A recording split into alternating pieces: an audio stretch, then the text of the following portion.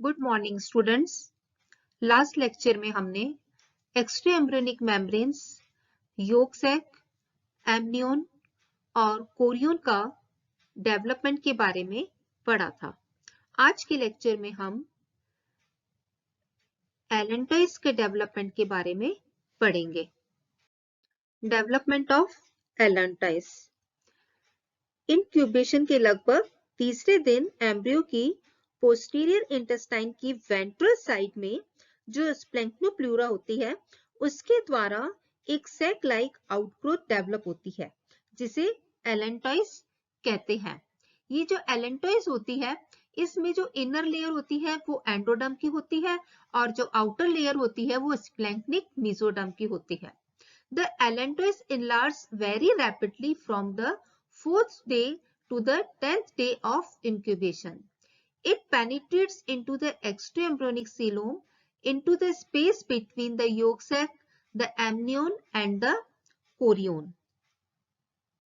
ये जो allantois membrane होती है इसका बेसिकली ये जो फंक्शन होता है वो एक्सक्रीटरी मटेरियल्स को कलेक्ट करने के लिए होता है।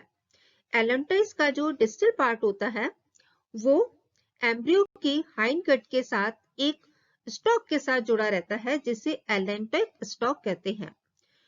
इस एम्ब्रियो की जब बॉडी कॉन्ट्रैक्ट होती है तो एम्ब्रियो एक्स्ट्रा एम्ब्रियोनिक पार्ट से अलग हो जाता है जिसमें एलेंटोइक स्टॉक भी योक सैक के स्टॉक के साथ मिलकर एक अम्बिलिकल कॉर्ड बनाता है।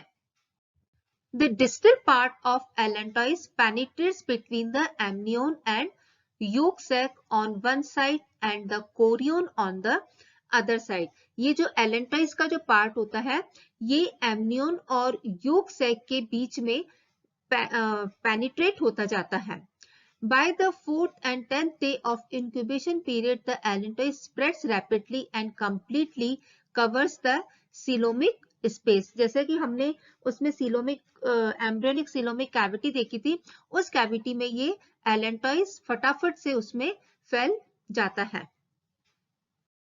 जैसे जैसे एलेंटोइस का साइज बड़ा होता है इसका डिस्टल पार्ट चपटा होता जाता है और ये एमनियोन व योक सैक के बीच में पेनिट्रेट हो जाती है।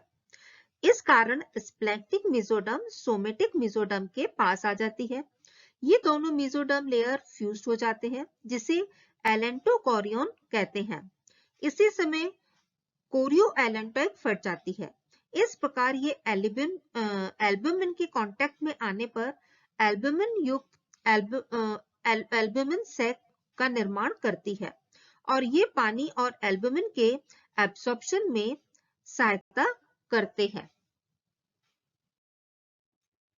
ये जो एलेंटोइस होता है उसकी एक्सटर्नल सरफेस पर ब्लड वेसल्स का एक नेट डेवलप होता है।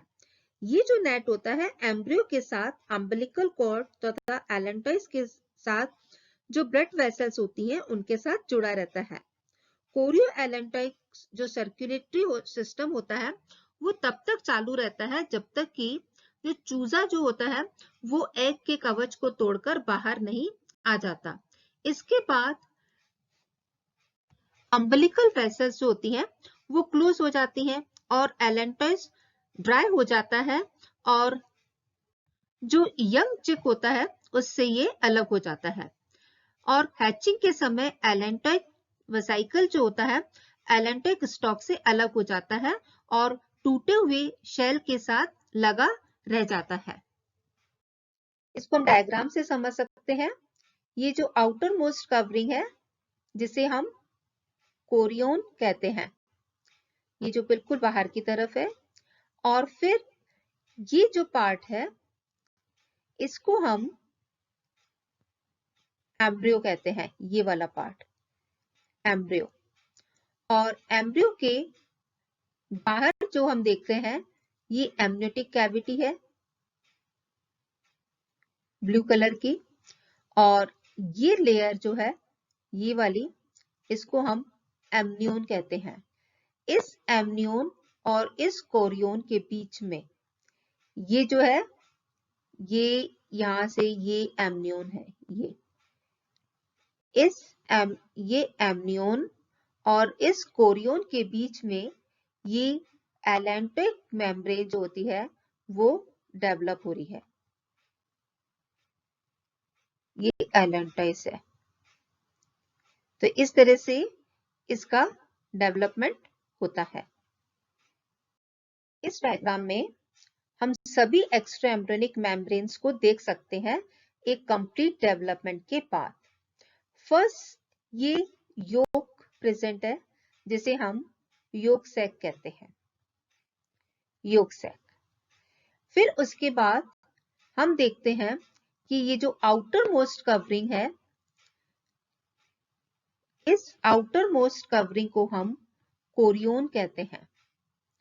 और ये अंदर की तरफ हमने ये देखा था कि एम्ब्रियो को एमनियोन कवर्ड करे हुए रहती है।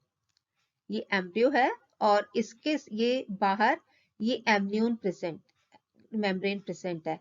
और इस एम्ब्रियो और इस एमनियोन के बीच में ये कैविटी है एमनियोटिक कैविटी।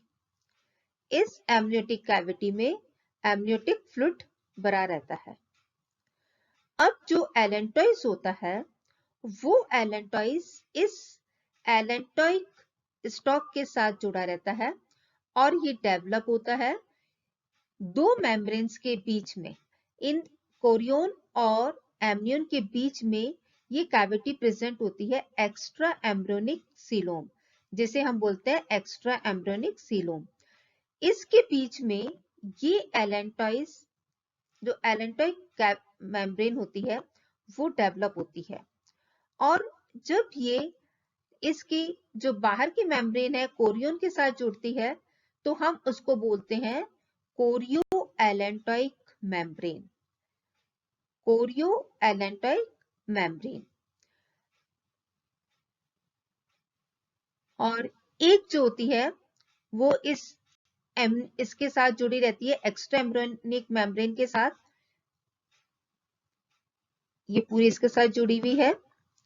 और इस तरह से ये इस एक्स्ट्रा एम्ब्रियोनिक सीलोम के बीच में ये कंप्लीटली फैल जाती है, पूरी तरह से फैल जाती है, जिसे हम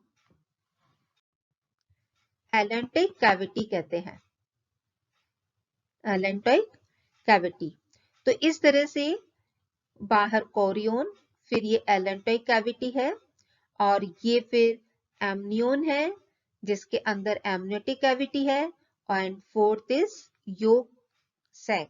इस तरह से इसमें ये चारों एक्स्ट्रा एम्ब्रियोनिक मेम्ब्रेन्स पाई जाती हैं और इन चारों एक्स्ट्रा एम्ब्रियोनिक मेम्ब्रेन्स के फंक्शंस अलग अलग होते हैं जो कि हम नेक्स्ट लेक्चर में पढ़ेंगे। और इसके साथ आप ये देख रहे हैं ये एल्ब्यूमिन सैक प्रेजेंट है, ये यहाँ पर एल्ब्यूमिन प्रेजेंट है और ये वैटेलिन मेम्ब्रेन प्रेजेंट है।